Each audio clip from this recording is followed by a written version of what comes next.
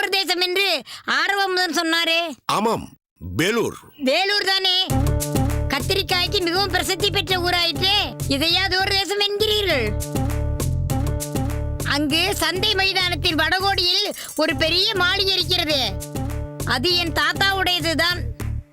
பெரிய மிராசுதாராக இருந்தார். பட்டுசாமி என்று பெயர். நீங்கள் கேள்விப்பட்டிருப்பீர்களே? இல்லை மாமி, நீங்கள் தவறாக புரிந்து கொண்டிருக்கிறீர்கள். நாங்கள் வேலூரிலிருந்து வரவில்லை, வேலூரிலிருந்து வருகிறோம். அது கர்நாடகத்தில் இருக்கிறது. இங்கிருந்து வடக்கே பல காத தூரம் போக வேண்டும். ஓ, அப்படியா? உங்களுக்கு சொந்த ஊரே அதுதானா? இல்லை இல்லை, எங்களுக்கு இங்கிருக்கும் பொருளாச்சேரி தான் பூர்வீகம். பிழைப்புக்காக போனது, அங்கேயே நிரந்தரமாக இருக்கும்படி ஆகிவிட்டது. தூரத்தை பார்த்தால் முடியுமா, பிழைப்பை பார்க்க வேண்டாமா? இவன் தான் உங்கள் சீமந்த புத்திரனா? மாப்பிள்ளை உங்களுக்கு ஒரே பிள்ளைதானா? இல்லை பாட்டி, இவர்கள் அண்ணன் தம்பி 2 பேர் உள்ளனர். அப்படியா? நான் தங்களுக்கு இவர் ஒரே பிள்ளை என்றல்லவா நினைத்தேன். சரி, அந்த இன்னொரு பிள்ளையையும் அழைத்து வந்திருக்கலாமே. ஏன் அவரை அழைத்து வரவில்லை? வணிகத்தை கவனித்துக் கொள்ள வேண்டும் அல்லவா? 1 வாரம் 10 நாள் என்று வணிகத்தை விட்டு வர முடியாதே. அதனால் வணிகத்தை கவனித்துக் கொள்ள அவனை அங்கேயே விட்டு வந்திருக்கிறேன். இருங்கள், தேன் குழலும் சொஜ்ஜியும் செய்து வைத்திருக்கிறேன், கொண்டு வருகிறேன். சிற்றுண்டி சாப்பிட்டு விட்டு பிறகு பேசலாம். இருங்கள் மாமி, முதலில் பெண்ணை அழைத்து கொண்டு வாருங்கள். பார்த்துவிட்டு பிறகு சிற்றுண்டியை வைத்துக் கொள்ளலாம். அதுவும் சரிதான். கௌசல்யா, போய் தஞ்சாவை அழைத்து வா. சரி சுவாமி.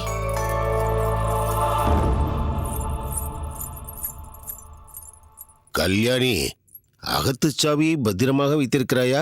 கவலைப்படாதீர்கள், நான் பத்திரமாக வைத்திருக்கிறேன்.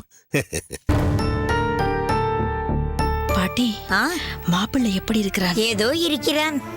என்ன இருந்தாலும் நம் ராமானுஜன் போலாகுமா?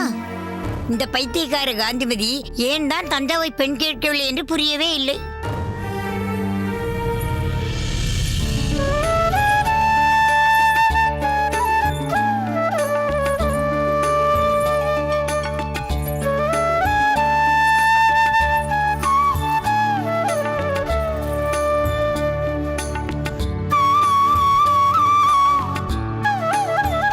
தஞ்சா, பெரியவர்களை சேவித்துக்கொள்.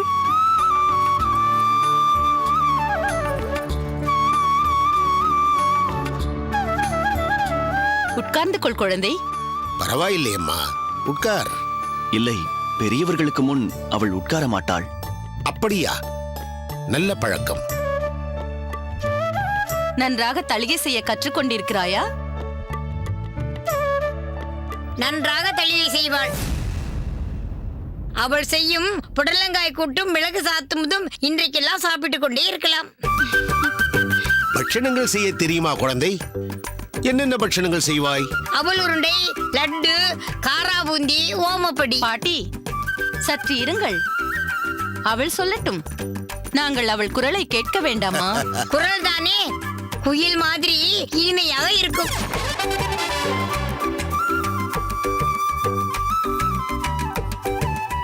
அது வேறொன்றும் இல்லை, அவள் மிகவும் வெட்கப்படுகிறாள். அதனால்தான் அமைதியாக இருக்கிறாள். அதற்காக பேசாமல் இருந்தால் எப்படி? சொல் குழந்தை, உனக்கு என்ன இனிப்பு பிடிக்கும்? அதிரசம். அதிரசம் என்றால் தஞ்சாவுக்கு மிகவும் உயிர். பாட்டி, நாங்கள் இப்பொழுது உங்களை பெண் பார்க்க வந்தோமா அல்லது தஞ்சமாம்பாளை பெண் பார்க்க வந்தோமா? நீங்களே எல்லா கேள்விகளுக்கும் பதில் சொல்லிக் கொண்டிருக்கிறீர்களே. சொல் தஞ்சா, கேட்கிறார்கள் அல்லவா, சொல். பாட்டி சொல்வது சரிதான். எனக்கு அதிரசம் என்றால் மிகவும் பிடிக்கும்.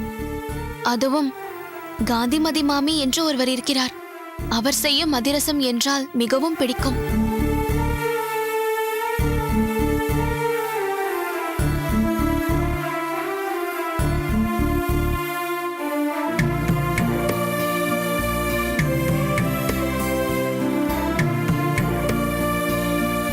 கல்யாணி, நீ ஏதேனும் சொல்ல விரும்புகிறாயா? இனி பேச என்ன இருக்கிறது? எனக்கு பெண்ணை மிகவும் பிடித்து விட்டது. மேற்கொண்டு பேச வேண்டியதை பேசி முடித்து விடலாம்.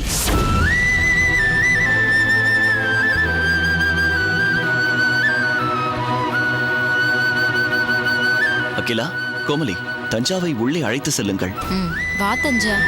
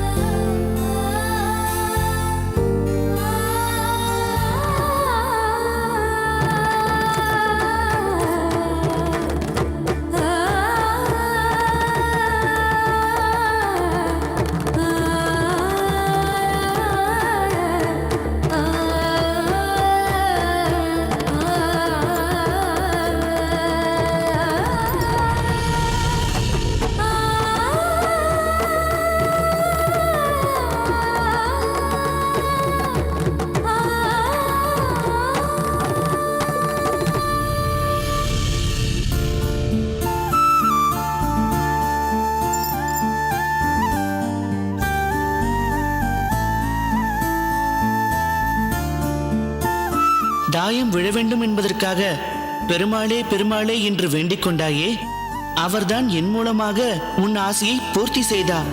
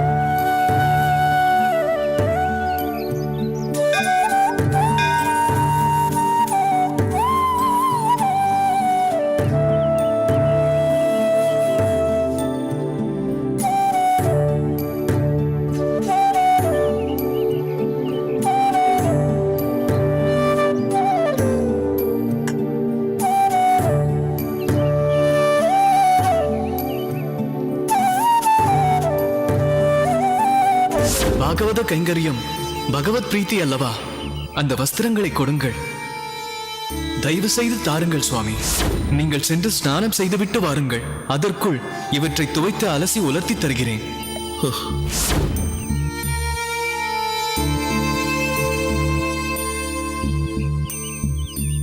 சுவாமி, தாங்கள் அடியேனின் வஸ்திரங்களை துவைத்து உலர்த்தி கொடுத்தவர்தானே?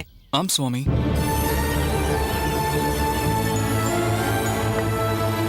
பல சேவைகளை தாங்கள் ஒருவராகவே செய்கிறீர்கள். மிகவும் புண்ணியமான காரியம். ஆமாம், இன்று வஸ்திரம் துவைத்து தரும் பணியை செய்யவில்லையா? அப்பணியை காலையில் செய்துவிட்டு உஷ்ணம் உக்ரமானதும் கோயில் பிரகாரம் வந்து விடுவேன். இங்கு தாகத்தால் வாடி வரும் சேவார்த்திகளுக்கு தீர்த்தம் கொடுக்கும் சேவையை புரிந்து கொண்டிருப்பேன். பரோபகாரம் மிகவும் உன்னதமான விஷயம். அதிலும் பலவிதமான சேவைகளை அந்தந்த தேவையான நேரத்தில் பார்த்து பார்த்து புரிவது என்பது இக்காலத்தில் மிக மிக அரிது. அதற்கும் மேலாக எந்தவித பிரதிபலனும் எதிர்பாராமல் செய்வது என்பது மிகவும் பாராட்டுதலுக்குரியது. அடியேன் பாராட்டுதல்களை விரும்புவதில்லை சுவாமி. ஏதோ இந்த சரீரத்தால் கோயிலுக்கு வரும் வைஷ்ணவர்களுக்கு அடியேனால் முடிந்த சேவையை செய்து கொண்டிருக்கிறேன். பக்தர்களுக்கு புரியும் சேவை மிகவும் உயர்வானதல்லவா சுவாமி?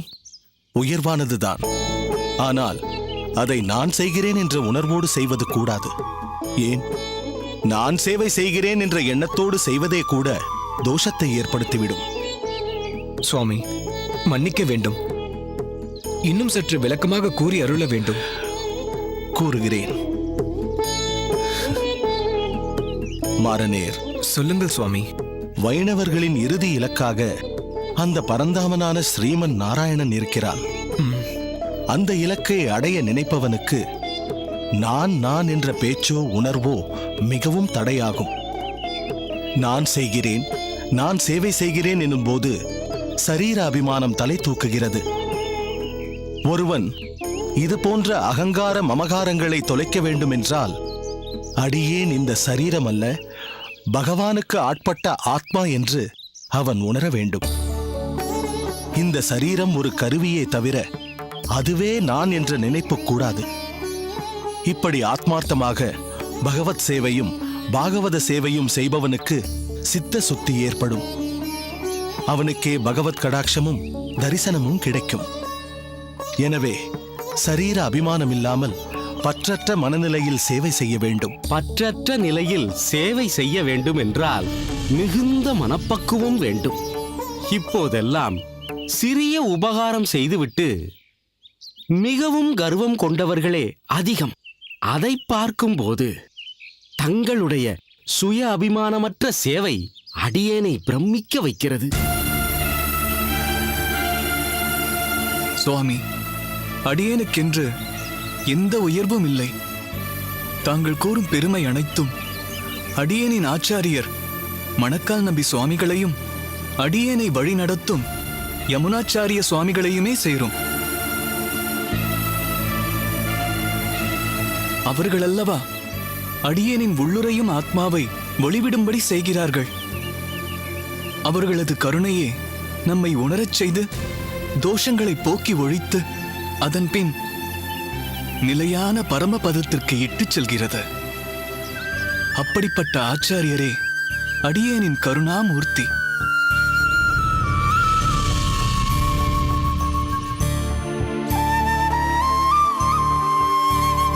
அப்படி என்றால் தங்கள் ஆச்சாரியரின் ஆசிகள் தங்களுக்கு பூரணமாக இருக்கிறது என்றே தோன்றுகிறது. அடக்கம் வெளியே தென்படுகிறது என்றால் உள்ளே ஞானம் பரிபூர்ணமாக இருக்கிறது என்றே பொருள். தங்கள் திருநாமம் என்னவென்று கூறவே இல்லையே. சுவாமி, அன்று சொன்னதைத்தான் இன்றும் கூறுகிறேன். அடியேனின் அடையாளம் உத்தம யமுனாச்சாரியரின் சிஷ்யன் என்ற அளவில் இருந்தாலே போதும் என்று நினைக்கின்றேன். சரி, தங்களை வற்புறுத்தவில்லை. ஆனால் தங்களால் அடியேனுக்கு ஒரு உபகாரமாக வேண்டுமே. என்னவென்று கூறுங்கள் சுவாமி.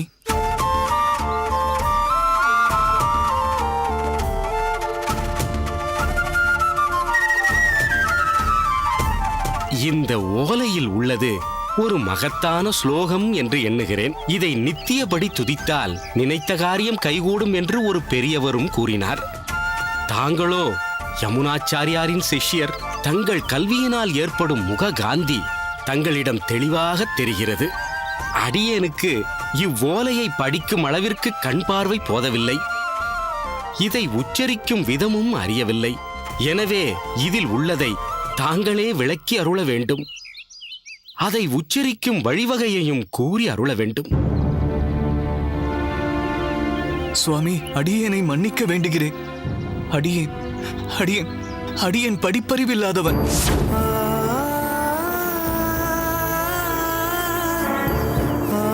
ஏதோ ஆச்சாரியர் கூறும் பல விஷயங்களை கேட்டு முடிந்தவரை அதை அனுஷ்டிக்கிறேனே தவிர ஓலையை படித்தறியும் அளவிற்கு அடியேனுக்கு ஞானமில்லை. தாங்கள் ஏன் அப்படி நினைக்கிறீர்கள்? படிப்பறிவு இல்லாவிட்டாலும் பற்றற்ற காரியம் ஆற்றுவதால் ஒரு கர்மயோகியாக இருக்கிறீர்கள். படிப்பதால் மட்டும் ஞானம் என்பது அல்ல. ஆச்சாரியார் இட்ட வழக்காக சேவை செய்து அனைத்தும் அவர் அருளே என்று நினைப்பதும் ஞானம்தான். அடியேனுக்கு என்ன தோன்றுகிறது என்றால், நீர் ஏட்டை படிக்காமலே போனாலும் சாஸ்திர ஞானம் உமக்குள் நிரம்பி இருக்கிறது. அடியேன் இவ்வோலையை படித்தறிவதை விட உம் வாழ்க்கையை படித்தறிந்தாலே உய்வடைவேன். பெருமாளை தரிசிப்பதற்கு முன் இப்படி ஒரு உயர்ந்த பாகவதோ உத்தமரான தங்களை தரிசித்ததில் அடியேன் மிகவும் மகிழ்கிறேன். அடியேன் புறப்படுகிறேன்.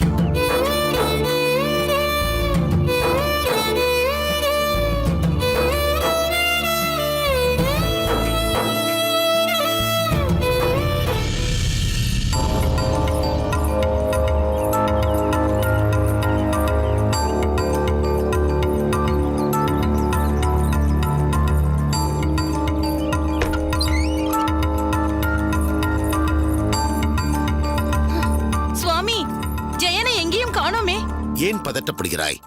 இங்குதான் எங்கேனும் இருப்பான். இதற்கு தான் நான் அப்பொழுதே சொன்னேன், போட்டி வைத்துவிட்டு செல்ல வேண்டாம் என்று. அம்மா கவலைப்படாதே அம்மா, இது என்ன முதல் முறையா? ஒவ்வொரு முறையும் அவனை பூட்டி வைத்து விட்டு தானே செல்கிறோம். பேசாமல் வாருங்கள்.